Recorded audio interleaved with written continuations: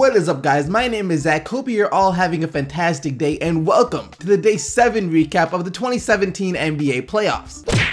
Rajon Rondo is out with a broken thumb, and he missed his first action of the playoffs yesterday in Chicago's Game 3 matchup against the Boston Celtics. But if you know anything about NBA players, they are always looking for ways to get their team to win, even if they are not playing in the game. For example, I don't know, maybe attempting to trip another player on the opposing team when they get too close to your bench. As that's what Rajon Rondo tried to do to Jae Crowder last night. They ran Crowder off the three-point line, didn't matter.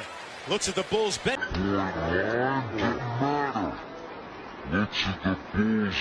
After the game yesterday, Rondo was asked about his alleged attempt on trying to trip Crowder, and just listen to his response. During the game, there was video of Jae Crowder running up the sideline right by your bench, and it looked like it came at a point where your leg lifted up, and people wondering, you know, did you try to trip him? What went on? Do you remember that incident?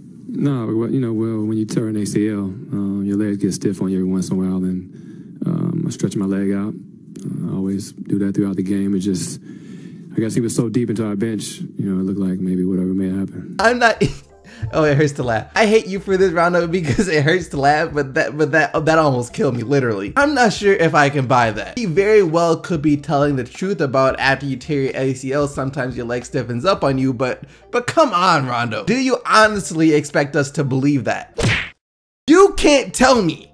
You cannot tell me that this organization isn't cursed. I didn't want to believe it up until now. You know, I was still a believer that it was just a bunch of bad things happening to them over and over and over again, but now I'm kind of sold the Clippers are cursed. The latest saga to the Clippers curse comes in the form of Blake Griffin, as he will now miss the rest of the playoffs with a freaking toe injury that he suffered last night against the Jazz. A toe injury. I mean, do I need any more evidence? This team is cursed, which sucks for any Clippers fans out there, because this very well could have been Lob City's last chance to prove itself and get out of the second round. But it's starting to look like a repeat of last year. You remember when LA had full control of this series against the Blazers, and then bang bang, down goes Blake and down goes CP3. So hopefully Chris Paul stays healthy, because they have proven that they can still win without Griffin. But if they lose Chris Paul, it's a wrap. And not just for the series, but possibly Lob City as a whole. Blake Griffin is set to be a free agent. CP3 is set to be a free agent. I mean, he did verbally commit to the team during the regular season not too long ago, but verbal commitments really don't mean much. And JJ Redick is also set to be a free agent too. So I don't know. I just don't know. You know, it's been a frustratingly good ride, I guess. Some parts good, some parts frustrating. And I guess at some point it has to come to an end, but this will be a very sad and frustrating end.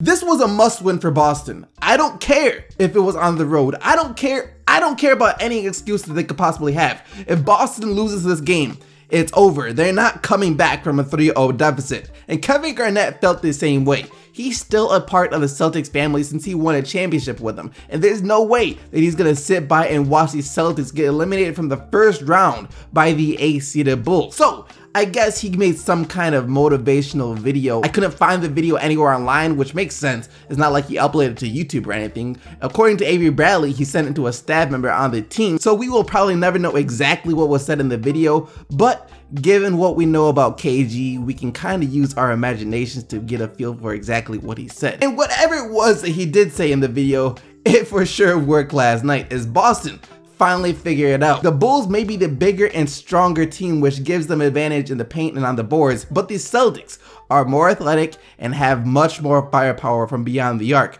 than Chicago, which is exactly what they used to get the easy 104-87 win over the Bulls last night, hitting 17 three-point attempts compared to Chicago's 6. That is the power of the 3-ball. And it was no one guy that stepped up for Boston last night, but a collective team effort. Al Horford had 18 points, 8 rebounds, and 6 assists, and 4 steals. Avery Bradley had 15.7 rebounds and 7 assists, and Isaiah Thomas had 16 points and 9 assists. Everyone just doing everything that they needed to do and playing as a team to get a good quality win. That's what the Celtics are, and they finally played like it last night. Rondo's absence was clearly felt last night for the Bulls too, as his replacement in Grant didn't even come close to matching the level of production they were getting from Rondo. Butler also struggled last night, finishing with only 14 points points and 7 of 21 shooting while Wade had 18. And after the game, Avery Bradley did open up a bit about the KG video and what it meant to the team. Here is a snippet of that interview. He sent us a message. It kind of energized us a little bit before the game, and it reminded us of what we're playing for and you know, what Celtics stand for. I almost felt like he was in the locker room with me again, so it was a good feeling. Did he curse? Or did he give you PG-13? Of course.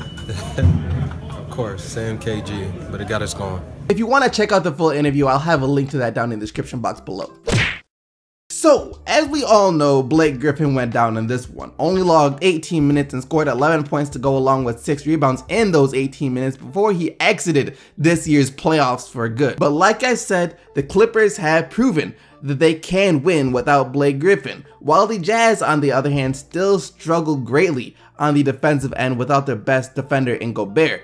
And the Clippers came back in the second half to get the 111-106 win over Utah. And that was despite Gordon Hayward giving his best offensive performance of his career with a 40-point night. Amazing performance from Gordon Hayward last night, but like I said, the Clippers got the win, and that was thanks to Chris Paul. He knows this could be the Clippers' last chance. And with Griffin going down, he knew it's all on him now if he wants to advance any further in the playoffs. So he completely took over the game in the fourth quarter, including scoring 9 straight points for LA and finishing the game with 34 points, 10 assists, and 7 rebounds. This guy is one of the best competitors in the NBA, but unfortunately, he's also one of the most unlucky players in the NBA. Hopefully his bad luck runs out soon though. The last game saw Russell Westbrook drop the first 50-point triple-double in NBA history, and yet the Thunder still lost to the Rockets and fell to 0-2 in the series. This time, however, the Thunders were on their home court, and Westbrook was still steaming about not being able to get the Thunder the win, and on top of that being fined $15,000 for using profanity in his post-game interview.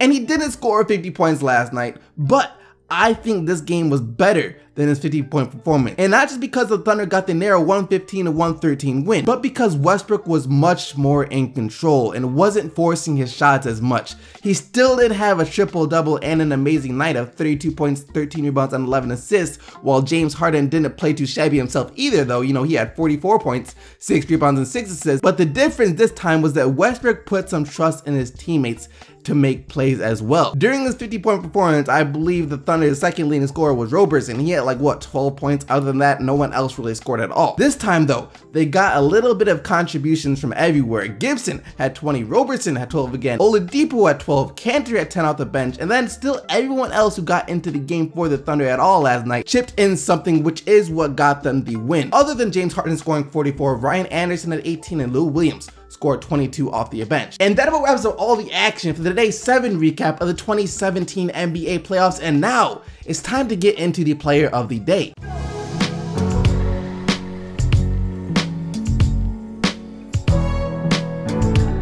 Yesterday, it wasn't even close as LeBron James and his 41 points, 13 rebounds, and 12 assists got just about everyone's vote as your player of the day. And here are today's nominees. I do expect it to be a bit closer, but who knows? You have Russell Westbrook and his 32 points, 13 rebounds, and 11 assists. Chris Paul and his 34 points, 10 assists, and 7 rebounds. Or Kevin Garnett and his motivational speech, "Yes, I am serious." You guys can go vote for the player of the day by following the straw poll link down in the description box below. But other than that, thank you once again for watching this video. Hope you guys enjoyed it. If you did, don't forget to leave a like on it and subscribe to stay up to date with everything that goes on in the NBA. And until tomorrow, keep getting the Bucks, Team SDC, and I'm out of here.